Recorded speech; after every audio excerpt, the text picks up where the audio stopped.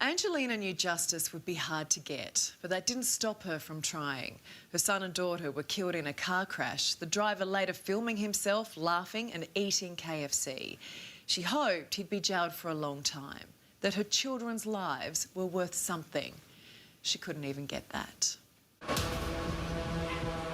Playing the laws here, they look after criminals. They don't care about victims.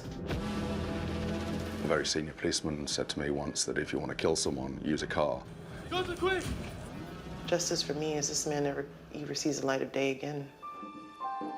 Angelina Kaufman has never stopped fighting for her children. It's my babies that he took over me. This vision of the crash shown for the first time is confronting, but Angelina wants us to show it because ever since that night, she has rallied for justice. Excuse me, sorry to bother you. Would you mind to sign my petition? I'm trying to get the laws changed. A Current Affair was with Angelina 2 years ago as she gathered signatures for a petition to increase the maximum penalties for serious road crimes. Thank you. Thank you very much. More than 20,000 people supported the petition that was presented to New South Wales Parliament. She wants justice for her children. And it is for that reason we are here this afternoon debating this petition. And today, Angelina attended court in the hope justice would finally be served. What have they sort of prepared you for? I'm not going to like the outcome. Johnson Kokosian today sentenced to a minimum of 5.5 years jail.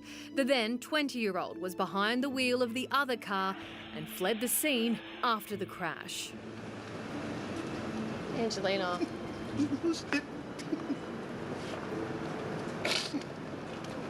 There is no justice.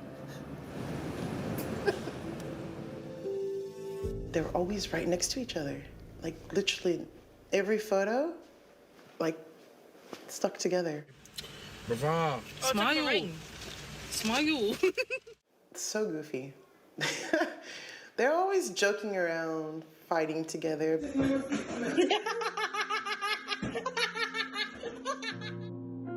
Angelina moved with Alina and Ernesto to Australia from San Diego in the United States in 2007. I thought if I come to Australia, they have better education, they're safe. And that's what I thought.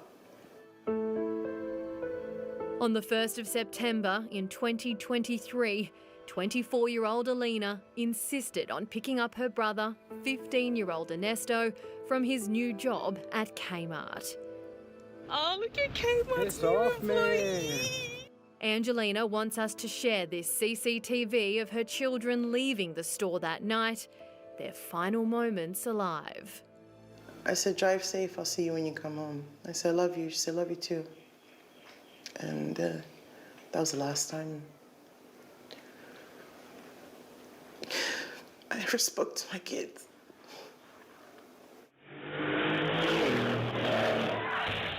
Alina and Ernesto were 100 metres from their home at Heckenberg in Sydney's southwest when a Mercedes SUV driving almost double the speed limit crossed the wrong side of the road and collided head-on with their Toyota Yaris.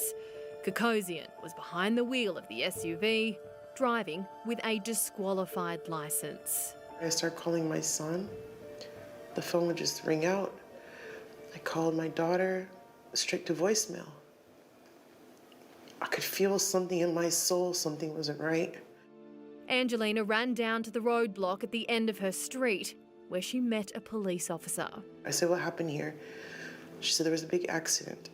I said, and I showed her photos of my son and my daughter. I gave her the number plates for the car. Minutes later, Angelina's world changed forever. I said, take me to my kids. She said, I can't. I'm sorry, they both died. I'll never forget that feeling. Kokosian's SUV flipped during the crash. He and his 2 passengers crawled out the sunroof and took off in another car. All of them running off. That's the car they're running off from. Go quick! Later that night, Kokosian filmed himself laughing and eating KFC. One more words. It's the last KFC vid I'm eating for another 20 years. And I still can't come to terms with it because they have no empathy. They have no remorse. The morning after the crash happened, I was there, and I remember you coming out and coming over to me and collapsing in my arms and just telling me what had happened and that it was your children, and I will never get over how broken and alone you were in that moment. It really was. I still am. There is no moving on for me. I'll forever be broken. It gets worse. Johnson Kokosian's inner circle charged for attempting to cover up for him the night of the crash. Kagero, do you still stand by what your son did that night? Johnson's father, Kagero Kokosian, reported the brand new Mercedes as stolen. He'll be sentenced in May. Will you ever lie for your son again?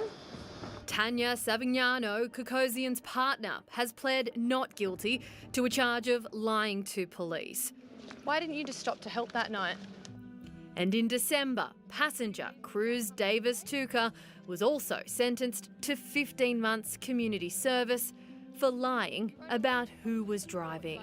Do you have anything to say to Alina and Ernesto's family? You're losing count of how many times you've been told to come to court for this. I can't remember. He was supposed to be sentenced last year. Then it moved on, it adjourned it, and adjourned it, and adjourned it. What is there to negotiate? He's a killer. Angelina had already prepared for the worst today after manslaughter charges were dropped for a plea deal and therefore a lesser sentence. So how much are the lives of her children worth? Well, according to this New South Wales courthouse, just 5 years. Kokosian eligible for parole in 3 at the age of 26. How is that even possible? Find me a case where the victims of this crime have been happy with that sentencing outcome. Duncan Wakes-Miller knows Angelina's pain after his 17-year-old son Barney was killed in 2020 when the car he was travelling in crashed into a wall on Sydney's northern beaches. Barney's friend behind the wheel pled guilty to drink driving, a crime carrying a penalty of 10 years jail. The P-plate driver received a 21-month good behaviour bond. That's a very difficult sentence to explain to anyone. It just doesn't fit the pub test. Duncan works with the New South Wales Road Trauma Support Group and says the system is failing victims. The laws are outdated and not fit for purpose, and there's a societal approach to road crime that thinks it's a kind of potential misdemeanour.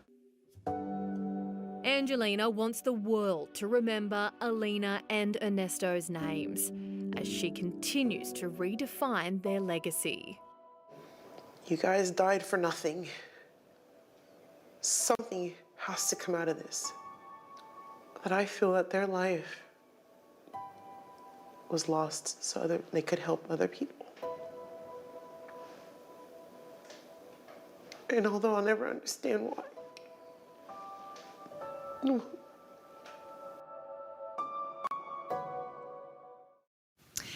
And we can only imagine the good Alina and Ernesto would have gone on to do in this world, and to think that he could be out in 3 years. I'm not